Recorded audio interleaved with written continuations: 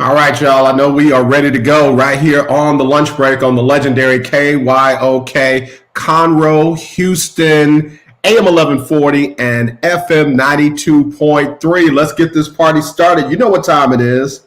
When you walk out on that field today, ask yourself this question. What time is it? Game time. What time is it? Game time. What time is it? Game time. What time is it? Let's go. We ready. We ready. We ready. We ready. I'm about to When I step on the field, I send one message. And this is what it feels like. This is what it feels like. Football is getting hit. That's it. It's gonna be football now. What time is it? Game time. What time is it? Game time. What time is it? Game time. What time is it? Let's hunt now. Let's hunt now. Let's go. Let's hunt. We ready. Any dogs in the house? Any dogs in the house? We're talking about the Jets like we're talking about the Saints. You know, all this holler, we the Miami Heat of football. Yeah. The bottom line is you got to buckle up your chin straps. It's embarrassing. Yeah. Don't disrespect the game like that. It's too much crying from them. He's a man. They can be hit just like this. He's a man. You already make the big money. He's a man. Don't cry when you step on the field, man. That's war I did. When I step on the field, I send him one message. And this is what it feels like. Oh, my bad. Your bad don't work in my world. What time is it? Game time. What time is it? Game time. What time is it? Game time. What time is it? Let's go. Let's go. Let's go. We ready. Let's go. It's a wrap. Game over. All right, y'all. We're back here on the lunch break on the legendary KYOK and the all-new 92.3 FM. I'm AJ Jones. That's somebody else's intro music. We'll come back to that at another time. How did I get that off of there? Anyway, it's good to be in the show one more time. Again, broadcasting from the Casa. Hope you all are having a good time. El Michelle, I don't see my red lunch break logos. AJ, what's up? LOL. Did you send me some lunch break logos? Where your logos at? Send me some more fire. Because, you know, El Michelle, you definitely have the fire when it comes to this show. And she said, I'm just teasing. I meant KYOK logos. I know, man. I'm trying to get you to do me some. Can you hook a brother up? So anyway, it's Team Texas Tuesday. A lot happened yesterday. The Rockets were in action, and they were shorthanded again. Without Boogie Cousins, without John Wall, without Eric Gordon, without several other players. And they came up short, losing 124 to 111 was the final score to the Denver Nuggets. And, you know, not having those players was one thing. Not playing defense was something totally different. And that's what they didn't do. They ain't play no defense last night. They did not play any defense last night. And I'm not trying to pile on James Harden. But when the other team rotates the ball, meaning they pass the ball around the perimeter or, you know, they pass the ball in and then it comes back out and da-da-da-da. Every now and then, James Harden is responsible for a man. And there were a couple of times when James did not get out on his man who got the ball on the perimeter and did what?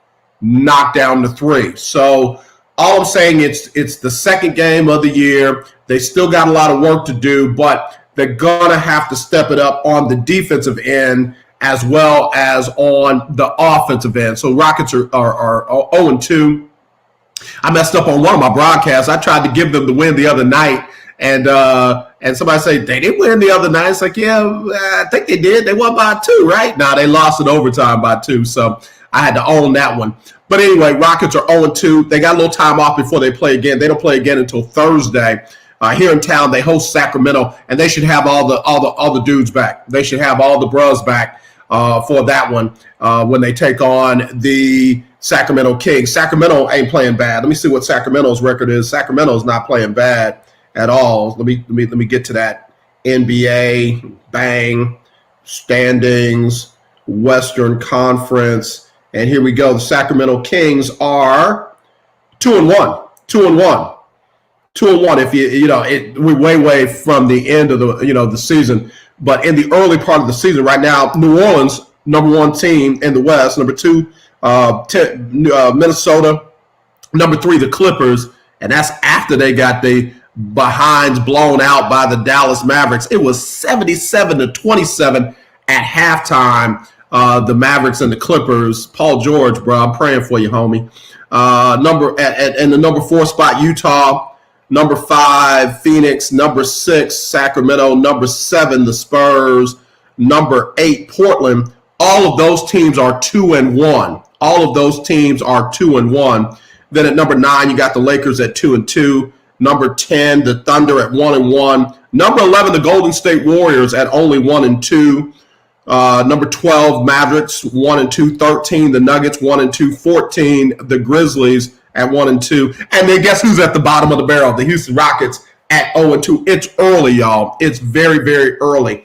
In fact, they're going to play 72 games this year. The Rockets are not going to go. 0-72. It ain't gonna happen. They'll get a win. We'll see if they can pick one up this week. In the East, while we're at it, Orlando 3-0, Cavaliers 3-0, Indiana Pacers 3-0, and the Atlanta Hawks are 3-0. All right, now watch out for what they're doing down there in Atlanta. It's early though. At number 5, the 76ers are 2-1. Number 6, the Nets at 2-2. Number 7, the Miami Heat 1-1. And number 8, the New York City Knicks at 1-2. That was funny. Did y'all see the movie Soul? I saw that this weekend. And it is funny that in the movie, one of the souls, if you haven't seen it, I don't want to tell you the plot, but in the movie, one of the souls said that she had been messing with this basketball team for years, and guess who it just happened to be? The New York Knicks. Man, you can't win for losing, Knicks. Y'all can't win for losing. All right, so they're at the number 8 spot. Then number 9, you got Boston 1-2, Charlotte 1-2, Milwaukee 1-2. You know that's going to change. Toronto is winless. They're 0-2. Detroit 0-3. That might stay the same. But the Bulls are 0-3, and then the Washington Wizards are 0-3. Russell Westbrook ain't gonna let that happen. Russ ain't gonna let Washington stay winless. So you just know, again, all that's subject to change. But long story short, Rockets only played with 9 players last night. They should have a full complement of players this coming Thursday night when they host the Sacramento Kings. So that's that. Then we had a little NFL football last night. And I got to tell you, what in the world is New England going to do? What is New England going to do? What are the Patriots going to do with what they have? And right now, I'm really concerned about them. I'm really concerned about the New England Patriots. I think they're just trying to play out the string. They can get a decent draft pick with where they are right now. They need a lot of help. But remember, they had 8-9 guys opt out this year at the beginning of the season. A couple of them were their key offensive linemen. And, Cam Newton has been, hadn't had time to get much done. The running game hadn't been able to do a lot because when you don't have that offensive line, the big hosses in front of you, it's not always easy to get going. So they'll have them back. Plus, they had a number of defensive players that opted out as well. So literally for New England, it's going to be like they have, like 7, 8 first or 7 second round draft picks with players just coming back that are still, under contract that decided to opt out for this season. And in addition to having a high draft pick, the question is, what do they do at quarterback? Do they keep Cam Newton? And I know a lot of folks are down on Cam. It's funny to me how folks can get down on certain quarterbacks, but then other quarterbacks, they pub them up like, oh, yeah, they just needed a change of scenery and blah, blah, blah. Remember when Ryan Tannehill was on his way out of the league and all of a sudden he found a home in Tennessee? And then when he got a chance to start, got them all the way to the AFC Championship game. I believe the same thing for Cam Newton. Let Cam Newton have the full complement of players in New England. Let Cam Newton not have to sit out with COVID-19 and all the extra issues that go with that. And let's see what Cam can do with that. And, oh, yeah, by the way, can I ask New England to do us all a favor? Can New England draft some wide receivers? Good God, they had like 8,999 top-flight wide receivers in this past draft, and New England didn't get now one of them. They did not get a single one. And they got Cam Newton throw. Cam Newton threw a ball to a guy who was wide open. And all he would have had to do was shake one guy and get into the end zone. And the dude hit the dude in the face mask, and bounced out of bounds. And the dude that was at a tackle just pushed him out of bounds. And it was the epitome of what playing quarterback in New England has been like. I feel bad for Tom Brady, with some of the guys he's had to throw to. He hadn't have top flight wide receivers in New England. And I know there are a lot of folks that argue that. But Tom Brady hadn't had top flight wide receivers in New England since Randy Moss. It's just the truth. It's just the truth. They've had names. They've had guys that have been sufficient and efficient. But he hadn't had Tyreek Hill. He hadn't had DeAndre Hopkins. He hadn't had Julio Jones. He hadn't had guys like that to throw to. So, again, I'm believing that New England is going to be better off if they can get some wide receivers in, and if they can give Cam Newton some time behind that line. All right, it looks like my special guest is about to join. Looks like my special guest is about to join. So let's just let's do this. Let me go ahead and get a quick break, and then we'll come back right after this on the lunch break on the legendary KYOK and the all-new 92.3 FM. This segment is brought to you by the tax doctor. Lily said, listen up.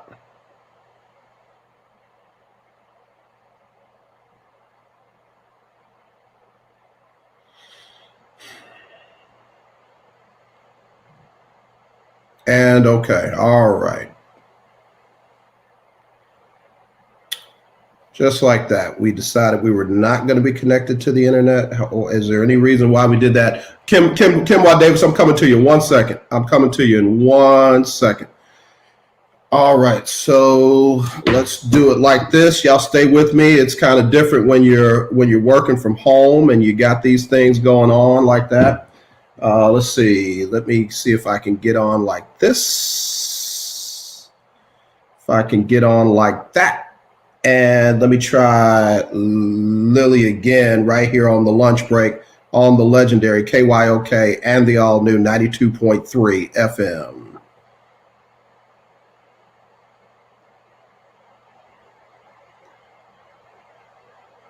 This is not my day. This is not my day. All right, y'all. Let me do this. Let me come back to Kim. We'll get that, make that commercial up later. Let me get Kim Watt Davis in here. Kim, how you doing? And I can't hear you. I can't hear you at all, Kim. Let's see. I see your lips moving, but I can't hear you. And it might make you might have to go out and come back in, Kim, if you don't mind. Try to go back out and come back in if you can hear me. I can't hear you. Okay, there you go. You're here. We got you. You on. Okay. Hey. Hey, how are you? I'm good. How about you? I'm doing well. Happy Kwanzaa. Happy Kwanzaa. Do you know what Kwanzaa Day this is? It is. It's Ujamaa, Cooperative Economics. I'm for it. Yeah. Can I get somebody to cooperate with my economics and help me more cooperative with other folks? Yes. Kim, a number of Habari Ghani, that's what we say. Yeah, exactly. A number of things we got to talk to with the host of Chalk Talk.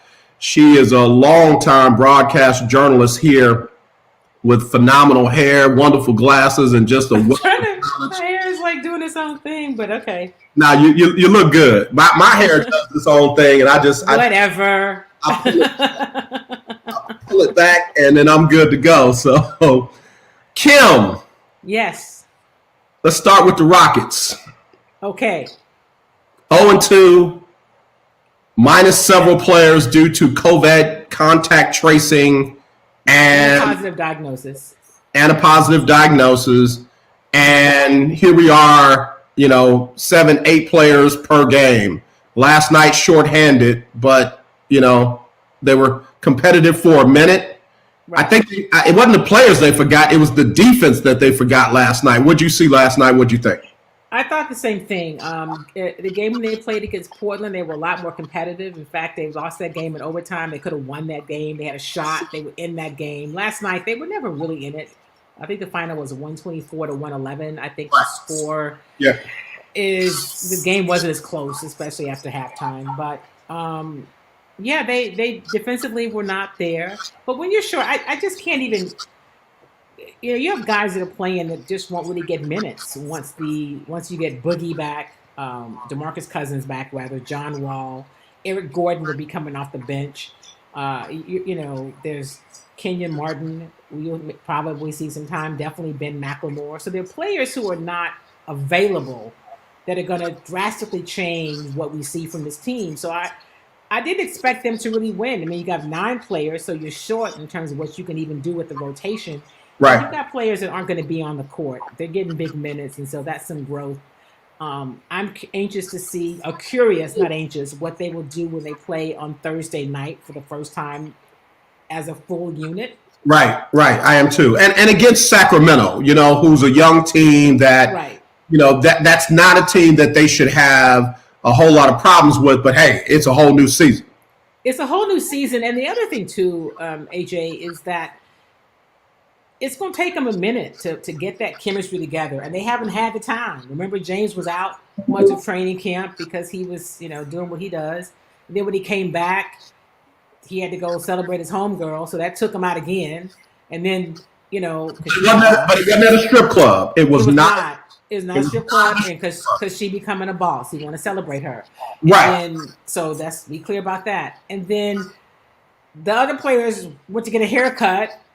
Innocent enough, but they didn't take into consideration the dangers and the protocol that they were violating. So they haven't really had a chance to all be together and play very much. So I would say we'll get a better sense of who they are going to be in a couple of weeks if they can all do the right thing and stay healthy and stay off the COVID list.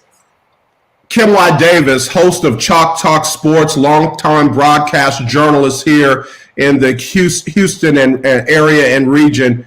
And Kim, I haven't been petty all year long. I have not. This is going to be the first time that I've been petty. Feel it coming this year.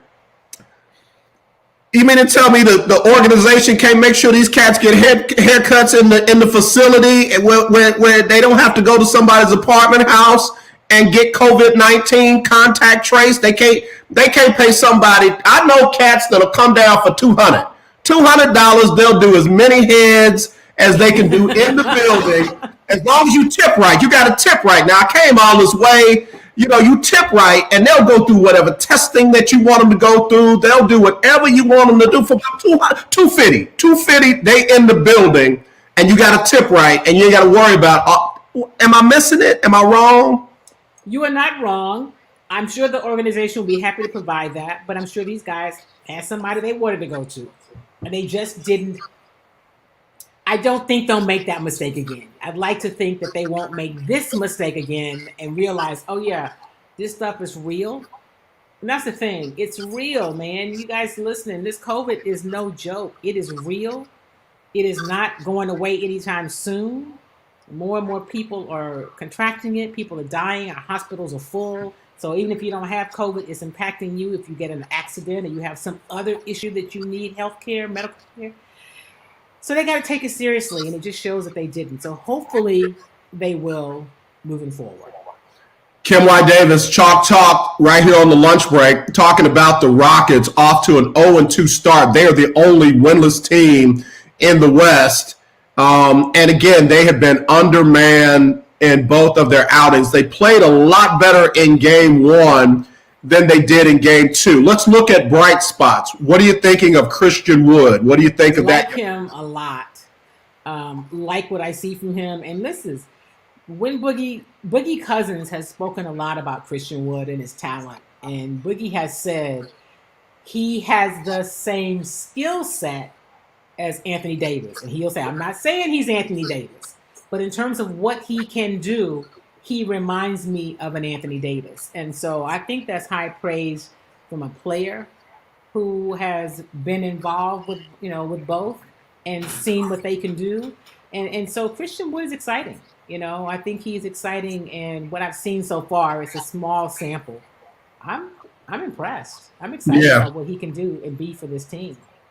I got to be honest with you, Kim. I almost tweeted out that the center for the Rockets just hit 3 3-pointers. There was something about that was noteworthy. The center for the Houston Rockets is 3 for 3 from 3. Right. Why didn't you? I don't know. I'm trying to stay under the radar. Well, now you said it, so you may as well have tweeted it. But you're right. But it's on my show, though. That's different. That's different. But, I mean, that's a good feeling. We haven't had that. When's the last time the Rockets had a center that can hit a 3? Yeah, well, and, it's not something you necessarily need a whole lot of, because just like, the center shouldn't really be at the 3, which means there's no shot in hell that he gets a rebound. But it was cool to see. And that he could hit those shots, that he has that kind of versatility. I mean, we know he can do some things in terms of what he can do with the ball a little bit away from the basket. So I think it's going to be fun to watch him. I think so too. Kim Y. Davis, Chalk Talk, joining us here on the lunch break. And the good thing about it is Boogie can do the same thing. DeMarcus can do the same thing. He can do the same thing. I just really hope that they can all stay healthy. That's the key. Right. Coming back from those Achilles injuries are difficult. But, hey, if it works, it's brilliant. I think that I'd like to see what they can all do healthy with a James Harden before he's traded, because clearly he's going to be traded unless he has some sort of epiphany and says, I want to stay. But I think this is the most talent he's had around him since he's been here. And now he's like, deuces. Yeah, there was some random person on Fox Sports 1 that said her sources are telling her that James Harden is having a change of mind and may be open to staying. I haven't been able to verify that anywhere, anyhow, from anybody. Now, maybe she was at the party that was not at a strip club. Right, and for his homegirl who's becoming a boss. I like she might be connected with the homegirl that's becoming a boss and heard through the grapevine that James might be wanting to stay. Your thoughts on that, not giving her any shine over here, but what your thoughts on any of that? So here's what I'll say, and let me preface what I'm about to say with, I am not comparing James Harden to Kobe Bryant, okay? But do you remember when Kobe Bryant wanted to be traded from the Lakers? So it could happen. Again, not comparing the two. I think it's important that you guys don't start hitting me up later about, man, you said. No, I did not. But, as he looks around, okay, listen, before they went to Portland last week, he had added another team to the list of people he would be willing to play for. And it was Portland. So Dame Lillard and CJ McCollum was like, well, what the hell? McCollum was like, because if he come here, we play the same position. What does that mean for me? So they wanted to show, like, the two of us as a tandem, we good, right? So in terms of the places he's mentioned wanting to go, if you've not mentioned any place, and they have to be careful. People can't just say, yeah, we really want him, because there's that whole thing called tampering.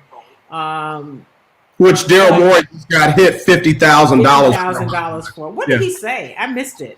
It was supposedly a post, and I don't know what it said. And if I'm Daryl Morey, I'm just shutting down all my social media, because he almost got fired the last time posting stuff and tweeting stuff. So DM, get out them DMs, bro. Get out them DMs. Let me see what he said, and it probably is taking it down. Well, if I paid $50,000 for it, I'm keeping it up. It's staying up. He's busy tweeting about Ben Simmons and, of course, his head coach Doc Rivers. So, Kim, do me a favor. If you want to keep looking for that, stay right there. We got to take a quick break. okay. We'll be back with Kim Y. Davis. She is the host and founder of Chalk Talk. Does a bunch of other amazing stuff here in the area. We'll talk about all that when we come back. Now we'll hear from Lily and the tax doctor right here on the lunch break on the legendary KYOK and the all-new 92.3 FM. Hi, my name is Lily. My mom and dad used to fight about money all the time. Then one day, I heard them talking about this guy, some uncle I never knew, called Uncle Sam. Well, they say this Uncle Sam guy wanted them to pay him like $1 gazillion, and they didn't have $1 gazillion. So they called this company they heard on the radio called the Tax Doctor. And the Tax Doctor worked with Uncle Sam's people. I think they're called the IRS. And they're able to work it out so my mom and dad didn't have to pay Uncle Sam very much money at all. So now mom and dad are happy. And I'm happy too. Thanks, Tax Doctor. If you owe $10,000 or more to the IRS or state, call now and pay less. 800-605-1681. 800-605-1681. That's 800-605-1681. We need to be mindful of everyone's health and safety when planning family gatherings. Make a plan and share it with your guests. Get tested at one of the many free testing sites within the city. Continue to be vigilant. Wear your mask, wash your hands frequently, and social distance, so you can enjoy your time together with peace of mind. Protecting our loved ones is the most important thing for all of us. Mask up, Houston. We're better together. All right, y'all, we're back here on the lunch break on the legendary KYOK and the all-new 92.3 FM.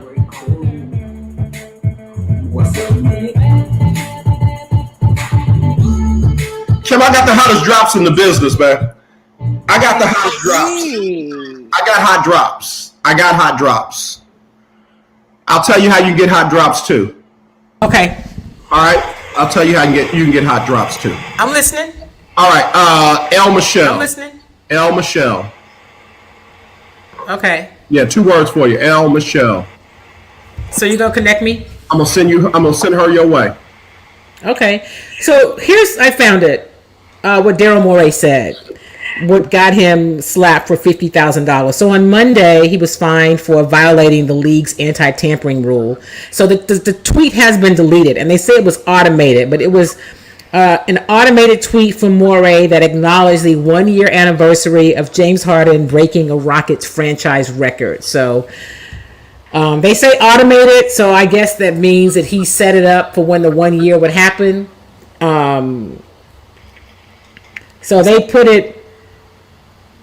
So somebody, of course, has a copy of it. It said, on this day 1 year ago, Twitter memories via, it was James Harden breaking Calvin Murphy's franchise record for assists. So in his defense, he told the league it was an inadvertent post from the automated app. So. Okay. I'm just saying. Okay. I mean, James Harden went to go to the club to see his homegirl because she was becoming a boss. It could be automated. Yeah. I mean, he apologized for the tweet, took it down, and paid $50,000. James Harden was giving out honey buns a couple of weeks ago, so it's possible. It's possible. Forget the honey buns. That's the $100,000 in cash for me. Yeah, you got to call it by the right name, though. You mess around and say the wrong thing. Honey buns. Right. Yeah. My bad. Kim Y. Davis, Chalk Talk Sports, joining us here on Team Texas Tuesday. Appreciate you joining us. This segment brought to you by Lily and the Tax Doctor. And Kim, man, okay, so anybody else standing out to you? Jashawn Tate is a pretty interesting young man. Okay. I like Jashawn Tate and Paul, I keep calling him Paul. Coach Silas has talked about that. Jashawn is a young player with, he's feisty. He comes to work, right? He's got a lot of talent, and I I like him. He's the one, of course, they said. It's his size, 6'4", 230.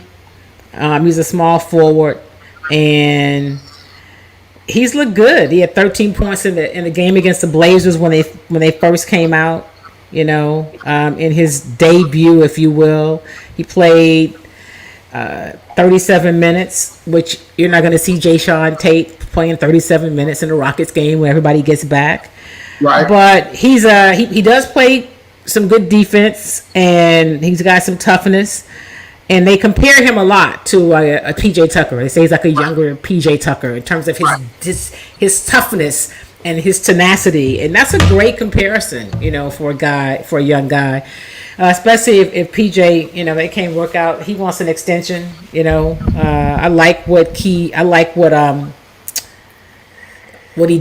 what PJ does, but I don't know that you're gonna give a 35-year-old PJ Tucker a whole lot more money. I don't know. I mean, I just realistically, I don't know. I don't know that there's a big payment upside for him in terms of what he can make, but if he decides to bounce whatever after the season, perhaps Jayshawn Tate may be a guy that can step into a little bit of that role, especially a PJ Tucker that now you don't need to play as your center because you've got a center. He needs you to go back kind of to the spot, the forward spot where you belong. So cool.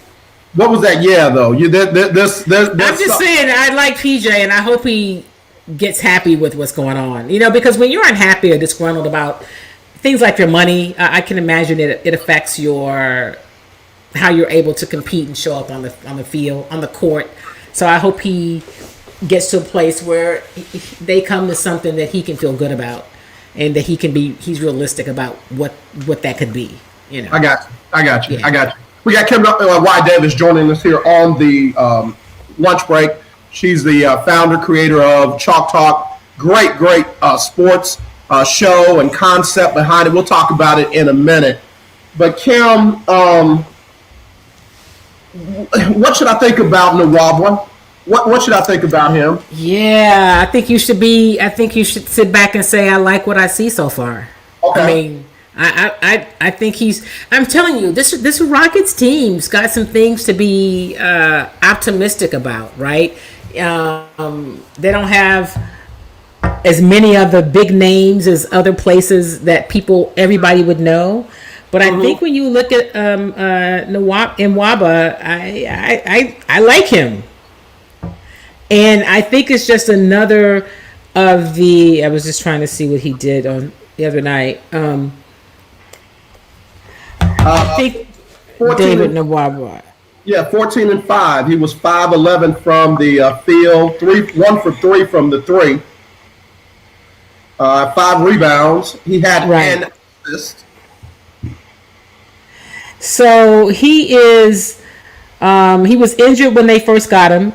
This summer is when he came in, and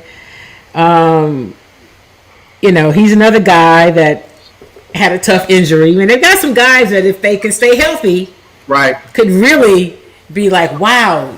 So you are rolling the dice on some players that have those Achilles injuries. They've got 3 guys on the team that are recovering or have recovered from Achilles injuries, ruptured Achilles. So I like what he can be. I keep going back to if he can stay healthy. He's long. He's 6'5", and so he's a big guard. And he could be good, I guess, if he can stay healthy. All right. There's one more player I got to ask you about, and I'm going to ask you about it, and I'm just going to be honest. I'm not really impressed, and that's Bruno. He seems a little gangly. He seems a little unorthodox, borderline uncoordinated. I don't mean to be mean, but it's like, Bruno, what he had 6.6 rebounds, but ooh-wee. And can he really hit the 3? Because he took 3 of them. So you're not going to probably ever see him in a game, right? Okay, that's all I need to know. Yeah, I wouldn't expect that you're going to really see him much. when they're full strength. I mean, because remember, I don't know that Bruno Caboclo, whatever, is going to be somebody that you're going to see on the court much. Okay. That's all I need to know. Because like you said, we're missing. They're missing Wall. They're missing Cousins. They missed Gordon was out, so that's right. 3 players. Macklemore. That's 4 more. I don't know if Kenyon Martin. Yeah, I was gonna say, don't know if he's gonna make the, gonna stay up or what they're gonna do with him. So I get it. That's all I needed to know. Yeah, I don't think he's gonna be a real big part of what's going on here. Okay, all right. I mean, they'll bring him along and see, but yeah, he's not gonna be. I don't see him being a part of the rotation. Is what I'm saying. Gotcha. Yeah, as I look down these names, is Tyson Chandler gonna stay with this team? What are they gonna do with him? Will they carry 3 bigs?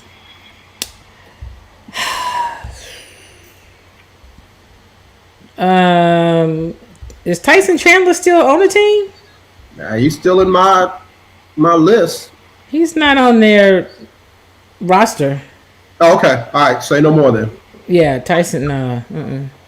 So. Yes. Well, he's still on my roster. But you know what? This is probably old. Yeah, I'm on their app. Yeah. So you got the bigs. You got Christian Wood. You got you have the big guy Boogie Cousins. Yeah,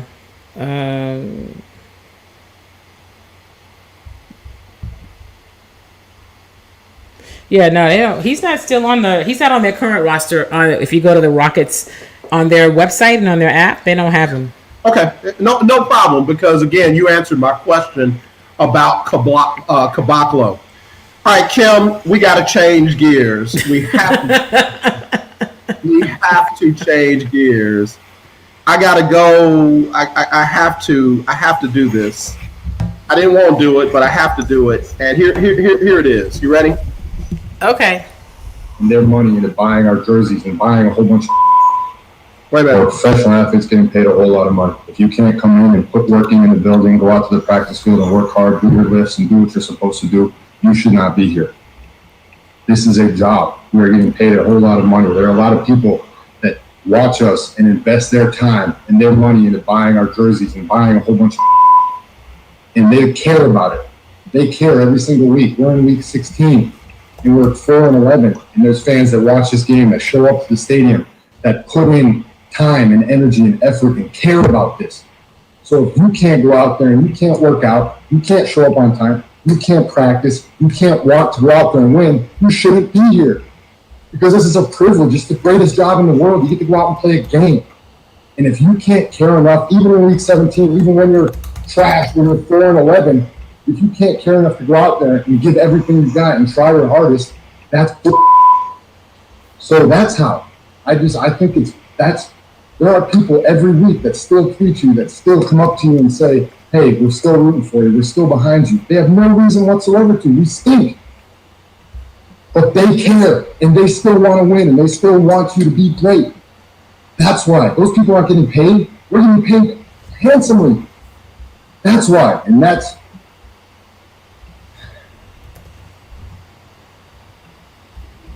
All right, Kim. Yep. That's J.J. Watt right there. Yep. That J.J. Watt right there. Okay. I'm listening. I'm listening. What are your thoughts about J.J. and his impassionate plea about whomever he was talking about specifically, and everyone in general, about if you don't want to lift, if you don't want to practice, if you don't want to work out, if you don't want to play hard, then you don't deserve to be here? So, I mean, he's right, but it's a week left in the season. And I think those are conversations you should probably have in the locker room. I think. I mean, that's just me. That's what I think. And J.J. Watt has had an okay season, but J.J. Watt isn't the J.J. Watt he was several years ago, right? Because Father Time is undefeated. kind of like the internet. And there are times where he's looked like, well, where was J.J. Watt? This season. There have been some moments of that. So, yeah, he's right. He's absolutely right. It's a great job to have. They make really good money. And they should be professional and show up and do all of that. But is post game the time to say that? I don't know. I mean, that's what I think. I think he could have that. I think that conversation is probably more effective in the locker room. What do you think? I think I really do. I hate to do it, but I think I'm going to take a break before I say what I'm going to say because I need to. Wow. I need to get my thoughts together. I think I really do need to get my thoughts together. So do me a favor, stay right there. This segment is brought to you by the Care Team. If you are one of the millions who do not have medical or health insurance, listen up because these folks can help you. As the coronavirus is ravaging our community, make sure you have health insurance. Let Care Team Insurance assist you with our free medical enrollment assistance program. Call now and see what you qualify for at 281-990-1377. There are over 13 million people without insurance that should qualify for plans starting at $0 to only $50 a month. Care Team has helped thousands of people just like you by providing free enrollment assistance. Don't be taken advantage of by people selling bad or fake insurance. Make sure you have health insurance.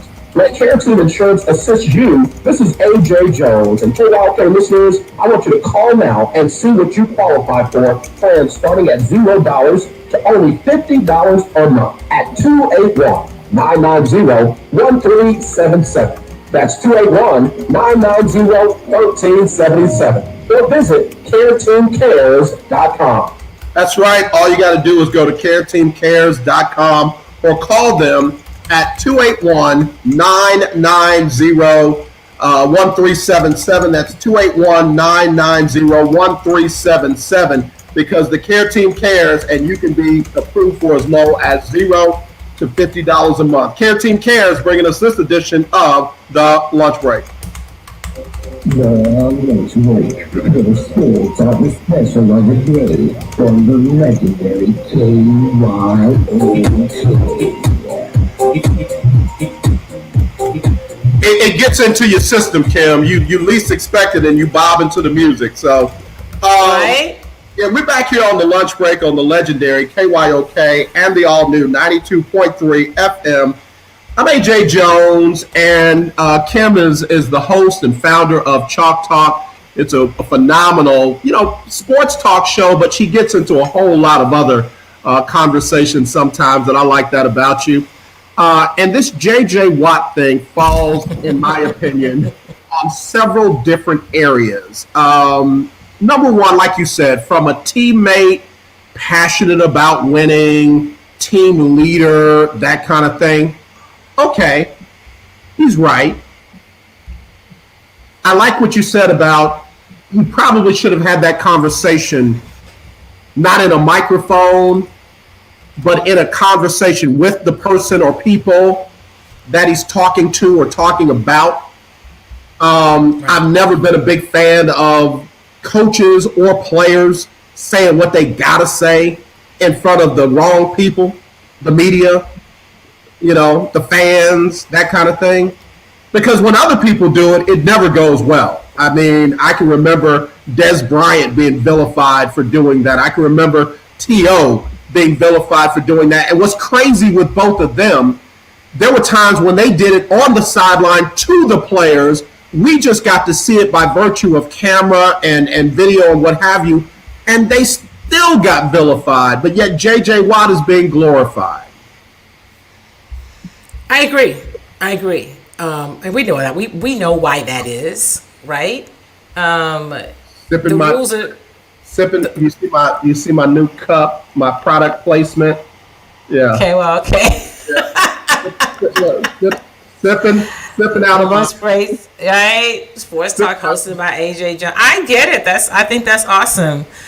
But Everything you said, I agree with. The rules are different. JJ has always had different rules, and it's not just JJ. There are other players who look like JJ. And if you really believe what he believed, and I'm not questioning that he did, I'm not saying he doesn't. I'm just saying, with that being how you really feel, then you should be having a conversation with your teammates. Because no one wants to feel like you being called out in the media. Right. Closed door meeting. Coaches, y'all get out. Let me talk to them. Right. Jay has that kind of equity. He has that type of weight. But Kim, can I ask you a couple of questions? I know you're not JJ Watt, but you kind of know a lot. You know a lot, and you've been around. And you might be able to pontificate on this just a little bit. Where was all this passion when Bill O'Brien was trading away, I don't know, DeAndre Hopkins? Now, they weren't good friends, right? They were boys. I don't care. Exactly. And you're right, because I remember his statement, and I said then, nah, bro, you don't get it both ways. You don't get the glory of being a leader and then get a pass when you decide that I want to sit this one out. So DeAndre Hopkins, number one. Okay, how about Jadeveon Clowney? Where was when the man was on his way into the building, like he was asked to do, and was up independently by Bill O'Brien to tell, oh yeah, by the way, don't come in, we're gonna trade. Where was all that then? Well, I don't know that we've ever seen that from JJ, right? I think his outburst and all of that have been, I don't want to say orchestrated, but I don't think they've ever been really about a whole lot of other people. Like, I'm sure he wants to win, right? He's a competitor. He plays hard. He works hard. He does all that. And probably some other stuff too, which I'm not going to get into that. But I don't see him as being that guy who's saying, hey, man, Bill O'Brien, Mr. McNair, I know you're upset about Dwayne Brown, but he's really good and we need him. Or, Jadeveon, he's just doing what everybody else does. Like, he makes us better. Or, pick a guy. When they got rid of Kareem Jackson, maybe he's a guy that we should have. I mean, the list goes on and on. He hasn't ever been that guy. Maybe it's because the organization isn't one that really embraces that. But JJ could probably get away with some things others couldn't. So, but I go back to, if you feel that strongly, then you should be having that conversation in a locker room, not in post game. Because now I'm sitting there on that Zoom going, okay, how many times am I going to hear this over the next few days? And it becomes JJ's so passionate, he cares so much. And my initial thought was, why you didn't say it in the locker room? And if you said it in the locker room, that should have been enough. That's where it should have stayed. That's where it should have stayed. And you did. You took some of my thunder, because I could have gone down the list. I could have gone down. I know it was early in his career. But why wouldn't you say something when they treated Andre Johnson the way that they did? Why didn't you say something when they cussing Brock Osweiler off in the tunnel on the way out to the field when they were getting ready to fire the backup quarterback, and we've only had one legal quarterback on the route? Why didn't you say any of this then?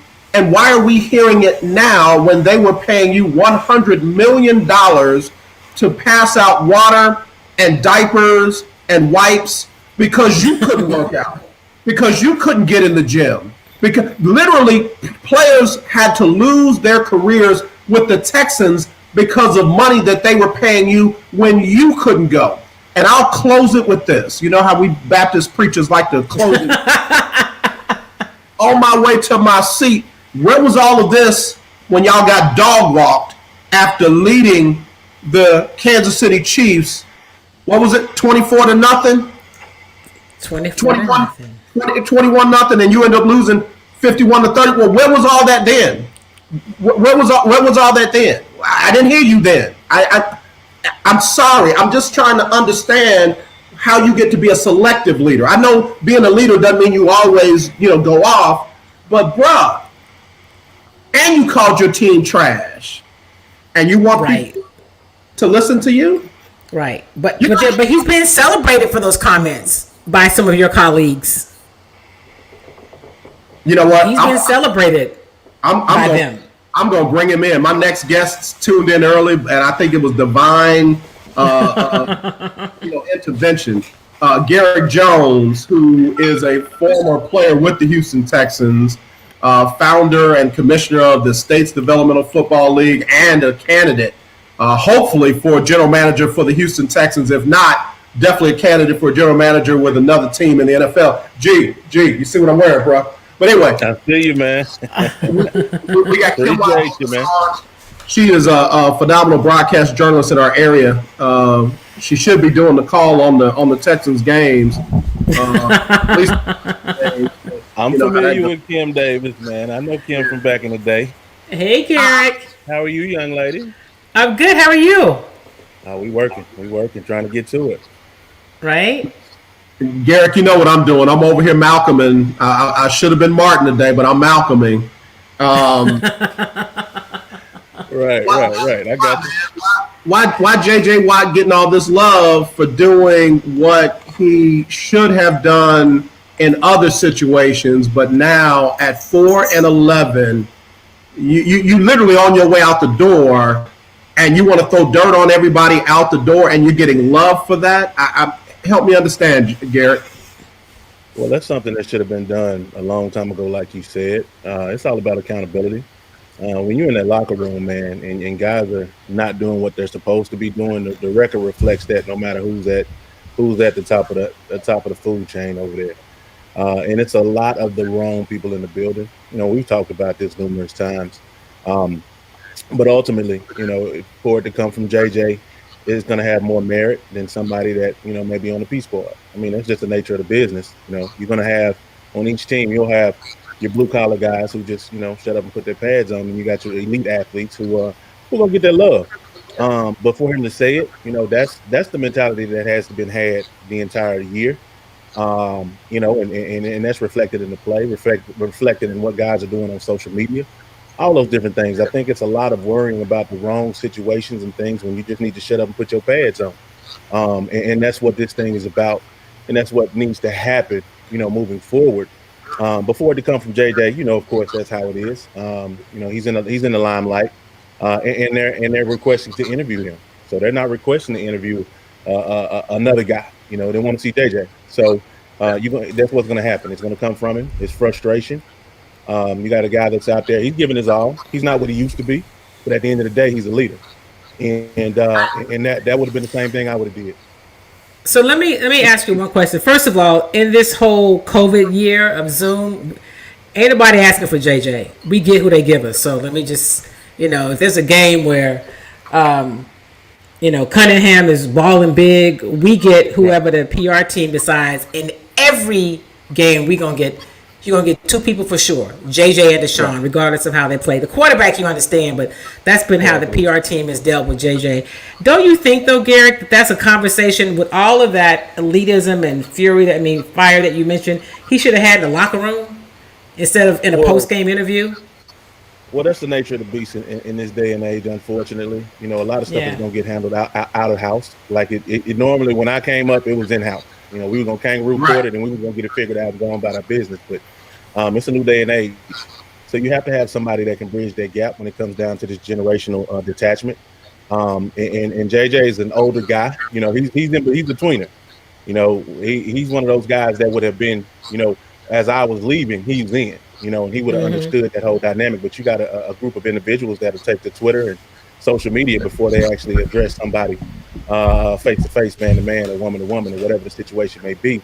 And it's unfortunate, but you got to have somebody that can kind of bring that back to the square and get everybody on one accord. Like, what's in house is in house. But like I say, it's a level of frustration. Anytime you are losing, and that on the team, with the talent level that they have, the record should be better. So it's about a level of professionalism that's not being had in that building right now, and you don't have anybody that's holding anybody accountable. Of course, they can address it in the locker room, but as soon as they leave the locker room, people are picking up their phones, and now they're arguing with fans and everything else. And those are some of the things that I've been studying as I've been looking at trying to do this general manager situation, because you got to cover all those bases. And those guys got to understand that a lot of that stuff will not be tolerated in order to build this championship caliber mentality that we have to have, because you end up wasting your time and your energy and effort on stuff you ain't got no business worrying about. Just play ball, do what you do, make sure you're doing your job and handle yourself as a professional, and the rest of it will fall into place. Yeah, we got Garrick Jones joining us. He's a general manager candidate for the Texans as well as for other NFL teams. Kim Y. Davis, host and founder of Chalk Talk, longtime broadcast journalist in our area. And this is our Team Texas Tuesday. I got to get Sybil Wilkes on real quick with her COVID-19 update. And then I want to come back and I want to read a couple of comments and ask a question or two myself. So if y'all stay right there for a second. Here's Sybil Wilkes with her COVID-19 update.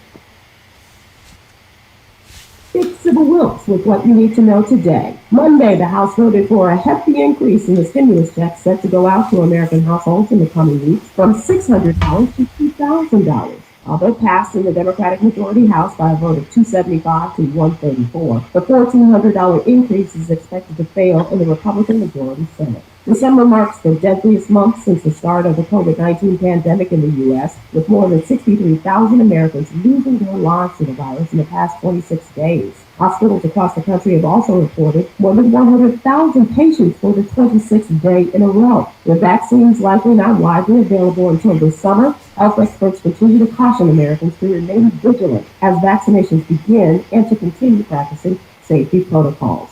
What you need to know is brought to you by Black Voters Matter. Visit blackvotersmatterfund.org for more information. I'm Sybil Wilkes. Be informed, be empowered. All right, y'all, we're back here on the lunch break on the legendary KYOK and the all-new 92.3 FM. I'm AJ Jones. It is our Team Texas Tuesday, and I got two of Texas's best right here with Kim Y. Davis, Talk, and Garrick Jones. In fact, hashtag GJ for GM is the movement. It is. I got the long sleeve short Garrick shirt, Garrick. I got the short sleeve as well, and I'm gonna be rocking these on Tuesdays until they do the right thing. All right, real quick. Somebody said, truth is he, J.J. Watt, could be a coward behind the scenes. Not calling J.J. a coward, saying, maybe he feels more empowered in the media talking to the fan base that's going to say, oh, you're right, as opposed to talking face-to-face with a grown man who might say, listen, bro, you ain't getting double teamed no more. You ain't getting triple teamed no more. If you can do your job, we can do our jobs too. Who might check him a little bit on what he has to say, which is perfectly okay. Right. You're gonna see whoever has a problem with it on their practice field. So that's not anything that's said. Trust me, it'll be talked about, whether it be in the locker room, on their field, or whatever the situation is. So that's one thing about football in professional sports. You can't hide. You know what I'm saying? It's like they say that the eye in the sky doesn't lie. It's the same thing on that field. At some point, I'm gonna touch you, and we're gonna talk about it. So those types of things. I mean, a lot of that is hearsay, and it's from a lot of people that are on the outside looking in, trying to figure out what's going on. So you come up with a lot of different scenarios when it could be the simplest thing. And I'm pretty sure, from my time in the league, I've been around guys who didn't conduct themselves as professional. I mean, I even got cut for being on time. So that's the deal. It's you have to hold yourself to a standard.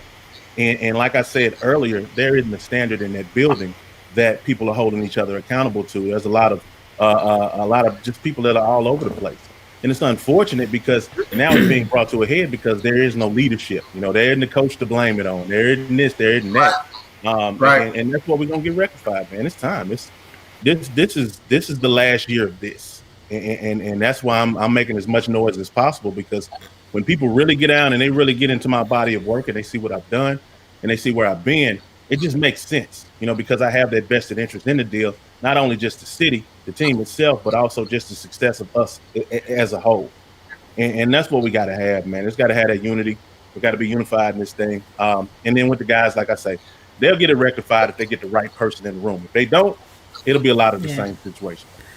So here's one of the things that's been a challenge, and you're right, Garrick. I mean, I've been a little closer to it for the past few years, and one of the many things that Bill O'Brien did that was really bad is that he created tiers of players. And so we always know, like, if you're this level of talent, you're going to get some things, you're on their way. But I mean, you know, they had things where certain players' families went to a certain place to wait for them. I mean, he created a system of division and divisiveness. And just because he's gone, it's difficult to change all of that. So a lot of the things he did, I just had never heard of anything like it. And I've been around sports all my life. Now, granted, my sport was tennis, so it was different.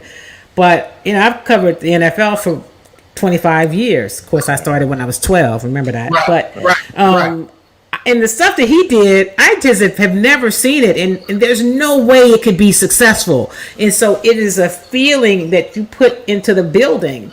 And you can't then, how you do anything is how you do everything. You can't have that and then expect to have some level of success. And so it's that kind of thing that has been sown throughout this organization for as long as the McNairs have allowed him to have the level of power he's had, which for the life of me, I don't understand. And I just hope that they make the right choice, not only in who they hire as general manager, but then letting Jack Easterby go someplace else, right? Because he needs to not be there. He was a chaplain, and he was a culture coach, whatever the hell that is. And now he's an executive vice president of operations. And he just needs to go, because he and Bill O'Brien were joined at the hip. So if you thought Bill was bad for the team, you got to know that Jack Easterby is bad for the team too. And if they're not willing to make those kind of decisions, I don't know how good they can be, because you're going to handicap the next person that you bring in to run the organization, because you got some of that old baggage and mentality still in the building. Y'all stay right there real quick. We are KYOK, Conroe, Houston, AM 1140, FM 92.3. You can also stream us live at kyokradio.org. It's the lunch break. Team Texas Tuesday. I'm AJ Jones.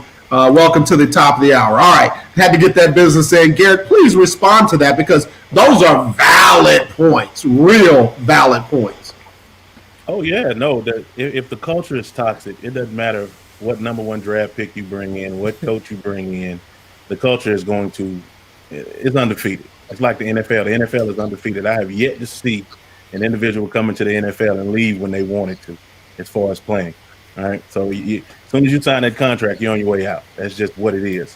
So the reality of this deal is we're going to have to clean house in such a way to where the remnants of what once was and what was accepted, we got to get rid of that. And in doing so, you continue to bring back the environment that's needed, for winning. And that's one of the things that I've always gone, that's one of the things I always try to live by. And I got this from Lynn Cashmere in regards to our diversity and inclusion webinar series. One of the things she'd always ask herself is, did I leave people that I talk to with their dignity? And if that's not happening, and you're stripping people of just their dignity, that's not a place that's conducive for anything. Not when it comes down to the championship mentality. And that's what has to be had in that building. You have to have somebody that's going to be strong enough to say, look, this is the direction that we need to go, and here's how we're going to do it, and have a clear and concise plan in doing so.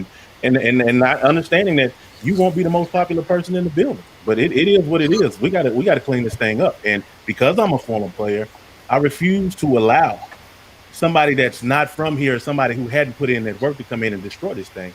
That's why I raised my hand. So, like I say, this isn't rocket science. This is real simple. We're gonna get in there and do what we need to do.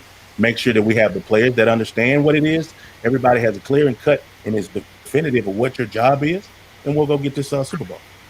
Let me read this real quick. Hello, Kim, AJ, Garrick, and Breakers. Why is J.J. Watt throwing shade at Romeo Crennel and his teammates?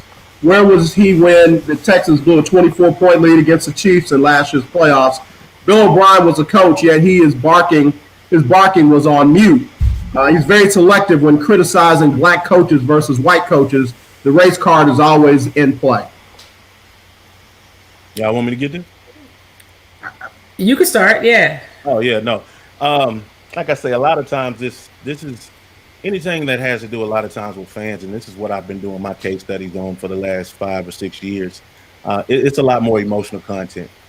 If you're able to divide, and pull away and subtract that logic from it, and just look at what's going on, everything is in layers.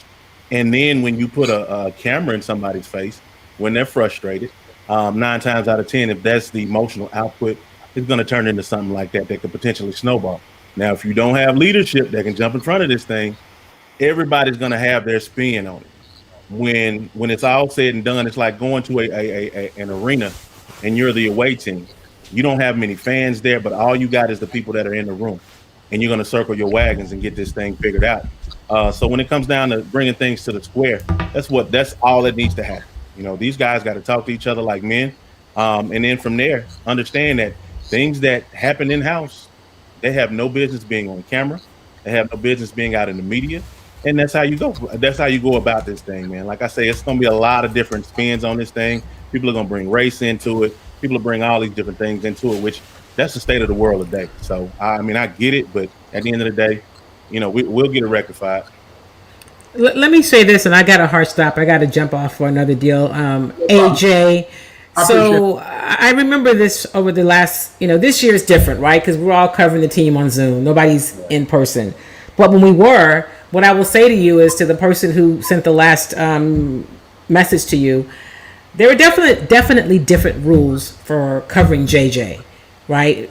You've been in the locker room, AJ. You've seen it, where it's reporters have been questioned like, hey, wait. Is that a question you should be asking a former MVP, a defensive player of the year? And other players don't get that. So the fact that there were rules for JJ, and let me say this, I'm going to go out on a limb. I don't think it's really a limb. There's no question that he's talented. That's not the limb. He's talented. He's played hard. There's no question about any of that. But JJ also had some theatrics, coming in the locker room and before I wash my face so I can show that he's done he knew how to play this well. And JJ has gotten away with things that other people couldn't because he's JJ. And especially under a Bill O'Brien organization and a McNair family organization. He was the face of the organization for a long time. I think I don't think you can say that now. I think Deshaun Watson is the face of this organization. That's been a harsh reality for JJ. And you can look at it, and not just the fans' response, but at all the endorsements that used to be JJ's that are now Deshaun's. Okay? Deshaun is who this team needs to build around. He's young. They've committed to him. He is what you need to build around. And so I'm not knocking JJ, but JJ got some dramatics to him. But he plays it well. He's got a great team, and he has gotten the benefit of the doubt when others have not. And you could say, for whatever reason that is, from not just outside the organization, but inside the organization. There are players on this team that would tell you JJ had the benefit of the Texans PR staff working for him like they were his personal staff in spite of other players. So there's all kinds of things that have been happening for years that have created this level of tiers that then last year Bill O'Brien took to another level with that foolishness. And so I look forward to seeing what's next. And so Garrick, we're going to have you come on Chalk Talk and talk about it. But it's some craziness, and it's not how you win. That's not what creates champions. At all. No, and Kim, I appreciate you saying that. I hate that you got to go, because I certainly wanted to get your comments on Booger McFarland and his comments about Dwayne Haskins, and more importantly about young black players coming into the league. So I'll have to have you back so we can dig into that, because I know you got to go. But again, Kim, thanks. Tell everybody where they can find you and follow you. So you can follow me on Twitter at Kim Y. Davis, and you can also follow me on Instagram at kim.y.davis. And as always, thanks, AJ. It's good to be with you, and good to see you, Garrett. I look forward to chatting with you guys Kim. Soon. All right. All right, Kim. Take care. All right. Thanks. Bye. All right. Garrick, before we get into this next segment, let me go ahead and get a update on. Let me go ahead and get an update on. Take a quick break. Let me do that. We'll take a quick break and we'll come back, because I do want to get your comments about Booger McFarland. If you are the general manager of a young man that's either letting this kid go or bringing him in, how would you address him, given what Booger had to say about this young man? But we'll do all that when we come back right after this on the lunch break on the legendary KYOK. name is Lily. My mom and dad used to fight about money all the time. Then one day I heard them talking about this guy, some uncle I never knew called Uncle Sam. Well, they say this Uncle Sam guy wanted them to pay him like $1 gazillion, and they didn't have $1 gazillion. So they called this company they heard on the radio called the Tax Doctor. And the Tax Doctor worked with Uncle Sam's people. I think they're called the IRS. And they're able to work it out so my mom and dad didn't have to pay Uncle Sam very much money at all. So now mom and dad are happy, and I'm happy too. Thanks, Tax Doctor. If you owe $10,000 or more to the IRS or state, call now and pay less. 800-605-1681. 800-605-1681. That's 800-605-1681. You're listening to The Lunch Break with AJ on the legendary KYOK 1140 AM and 92.3 FM. All right, y'all, we are back on the lunch break on the legendary KYOK and the all-new 92.3 FM. It is our Team Texas Tuesday. I got Garrick Jones joining me here on the show. Garrick is a former member of the Houston Texans as a player, played in the NFL, played in the CFL, founded and is the commissioner of the SDFL, and is now a candidate to be a general manager. Let me let you hear these comments real quick from Booger McFarland, and then I want to hear your thoughts from a general manager position and from a mentor, another guy in the league with young players that, you know, come in the league every day. Let me let you hear this. You know, unfortunately, I've seen this too many times. Played in the NFL almost a decade. You played a long time. We've been around it for a long time. And oftentimes young players, especially, and I'm going to go here, especially young African-American players, because they make up 70% of this league. They come into this league and they ask themselves the wrong thing. They come into the league saying not, how can I be a better player? They don't say, how can I be a better teammate? They don't say, how can I be a better person? How can I get my organization over the hump? Here's what they come in saying. They come in saying, how can I build my brand better? How can I build my social media following better? How can I work out on Instagram and show everybody that I'm ready to go? But when I get to the game, I don't perform. Dwayne Haskins, unfortunately, is not the first case that I've seen like this. Yes. And it won't be the last. And it bothers me because a lot of it is the young African-American player. They come in and they don't take this as a business. It is still a game to them. Look at it as football. This ain't football, right, man. This is a $1 billion business. Yes. It's billions of dollars. They pay us a lot of money to talk about the game. So imagine what they pay these guys to play the game. Yes. Yeah. They play a child's game and get paid a king's ransom. And it bothers me because I saw a quarterback do it. I saw Jamarcus Russell do it. The number one pick in the draft, they gave him $40 million and he threw it down the damn drain because... All right, let me stop. I can't listen to it no more. Let me get your comments, and then I'll dig in where I can. Okay, so with what Booger is saying, he's right, and that's where the idea of the States Developmental Football League came into play, because I watched athletes be coddled.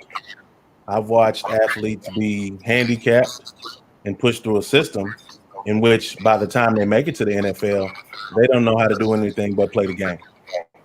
And unfortunately, the people around them aren't educated on it in order to point them in the right direction. So that's where the curriculum came up in regards to learning how to, build your brand, understand exactly what you have your hands on, and leverage the fact that you made it to the NFL in order to take care of your family from the grave. What happens is, because the majority of the guys that play the game look like me, look like us, we come from areas where either you're going to pick up a microphone, either you're going to shoot a jumper, or you're going to run the ball to get out of the hood. And it's unfortunate because we are the engine that pushes the NFL. And what I saw when I was there was the fact that when you're done, you're done. Good luck. You should have learned how to manage your money. You should have learned how to do this, and you should have learned how to do that when in actuality, coming through school, you didn't learn any of that. So by the time you get there, you have a bunch of people around you who know nothing but what they see on social media, who really don't really have your best interest in mind, and you have a lot of the wrong people around you. You know, you might have some good people around you, but yet and still they're not educated on what needs to happen because of the high priority aspect of this thing. When these guys get in, they're not prepared. They are vastly not prepared. And that's why we said 75 to 80% of what goes on in the NFL is us. When we leave, that same number, unfortunately, goes broke. Divorce rates, bankruptcies, foreclosure, in trouble. And I've been a part of all of that. So I've seen it from all angles. So with what he was saying, it was a level of frustration there, a level of emotion, because he's seen it. I've seen it firsthand. And as a mentor, what I would do with that young man is say, look, here's this guy. And we'll talk about Jamarcus Russell. He was not ready mentally. He was ready physically. It's like my 13-year-old son right now is 6'2", 215, 225 pounds in that area. Looks like a grown man. But by the time you put him out there and then we start talking about the mental aspect of this thing, he's not ready. And it's the same thing that's happening with these kids because they are children, because they've been handicapped through a system, which is the NCAAs and everything else, to get these guys on the field. And it puts us at a disadvantage, unfortunately. So he has to have the right people around him and people to say, look, youngster, that's not going to get it. This is a business. It's $1 billion business. This is work. If you go work anywhere else and you do that same thing, chances are you're going to get fired. This is a profession where people can fire themselves. You don't have to fire them. And it's unfortunate because he's a young guy with a lot of upside, but there's always going to be somebody coming in the belly of the ball the next season. So you have to fight to stay in the NFL as much as you fight to get there. So those are the thoughts. So I'm trying to parse my words, man. I really am trying to parse my words. I get it. I understand. I don't have a problem with everything that Booger said. I have a problem with laying it at the feet of black players. That's what I have a problem with. Because nobody said nothing about TB12. That's a brand. And folks excuse it because he's done won some Super Bowls. Nobody says anything about Rob Gronkowski. I buy his energy bars all the time. They taste good. They make me feel good. But he's got championships. Mm-hmm. My point in saying that is you almost contradict yourself when you talk about a business and then you talk about a brand. Mm-hmm. Business is all about brand. Mm-hmm. And if my business is inside of your business, well, guess what? You're giving me a platform to do business and build my brand. Now, mind you, I've got to be balanced where I've got to still do what you're paying me to do as I build my brand. And there are several people, black and white, Hispanic and anything else that has been in the league that has gotten out of balance. To lay it at the feet of every black athlete that has come through the league or is in the league right now is irresponsible and it's disrespectful. There are people that have sacrificed to get their children in the league. There are people that have, I'm talking about mamas, daddies, grandmamas, big mamas, aunties, parents. We've seen them in the draft room. We've seen them on the sideline when the young man says, hi, mom, and those kind of things. We see the panning up in the stands when the family is there rooting on their child. And for Booger to just totally paint that with a negative brush because one young man was immature and irresponsible is immature and irresponsible of Booger McFarland. And he's got to know better. Why? Because he's got the microphone. Right. And I get it. And just like you say, when you're a brand within a brand, there is a understanding that you have to have. And for Booger to have the microphone, let's just say, let's single him out. He has the mic. So people are listening to him, just millions upon millions of people. It's a platform. Unfortunately, we are able to talk about the problems, but nobody really sat down and figured out a solution for it. Right. So now, okay, everything's in limbo. When that's exactly what I said that we were going to correct with the different curriculums, to where when these athletes are done, they're going to be pillars of the community. You know, everybody's been young, everybody's been invincible. But if you keep waking up every day, eventually you will be an old head. You'll be an old school player. If you're able to get to that point, and you'll have that knowledge. But that window is very small in the NFL, and everything is so concentrated. Anything that goes on, you're in that public eye. And it's unfortunate that, like I said, and like anybody can tell you, the majority of the guys that are in that league look like us. And that's the level of accountability, just trying to figure out how to make sure that they're ready to go. But it's just like what we were saying, and then we got to take a break. It's just like what we're saying about JJ. If you're trying to hold people accountable, then you hold the person and the people accountable. You don't make some broad, wide stroke brush against the entire culture.